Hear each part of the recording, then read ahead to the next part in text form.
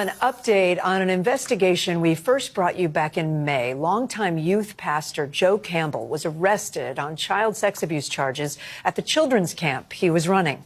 The Oklahoma Attorney General's office confirmed that Wednesday after presenting the case to a grand jury last week.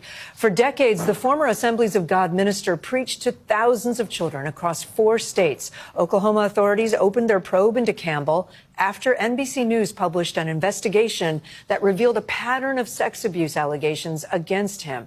Joining us now, NBC News senior investigative reporter Mike Hixenbaugh, who was the reporter behind that whole series. Mike, good to see you. Joe Campbell is in jail now. You spent a long time reporting on this story. It's a case that goes back decades. Can you get us up to speed for our viewers how we got here?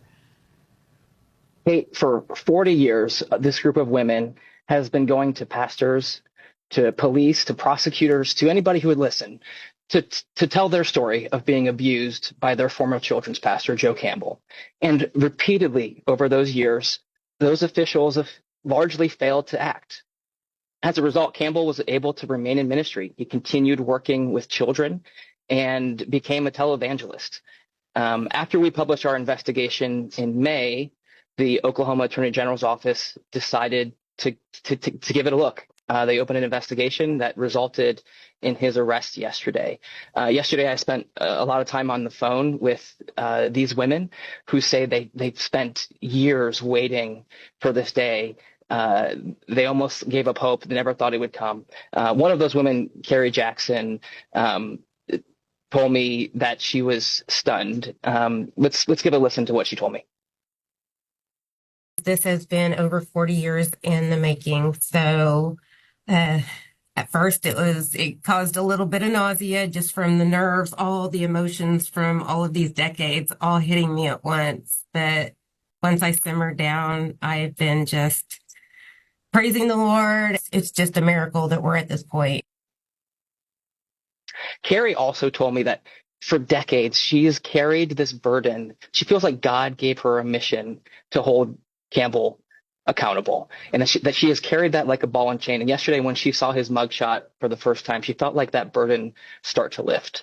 I also spoke to Oklahoma Attorney General Gentner Drummond, who opened this investigation and is prosecuting this case. He told me that his heart is broken for these survivors. He can't imagine what they've gone through for all these years. And he delivered a warning to faith leaders. He said this indictment should be a message to them. Faith leaders who use their power to abuse kids. If you commit that crime, he told me, we're going to find you. We're going to prosecute you. Mike, how is the church responding and what happens from here? Kate, the Assemblies of God first learned about these allegations in the late 1980s. We reported in our investigation that a panel of Assemblies of God leaders heard Carrie Jackson's story in 1988. They questioned her, and then they invited Campbell into the room. She's a 15-year-old, and they invited Campbell into the room to challenge her story. They allowed him to remain in ministry, and he went on to allegedly abuse another girl in Missouri that same year.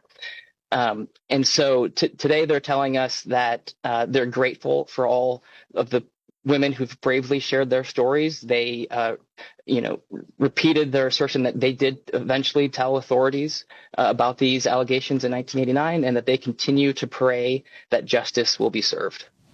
All right, Mike Hixenbaugh for us. Mike, continue the reporting. Thank you so much.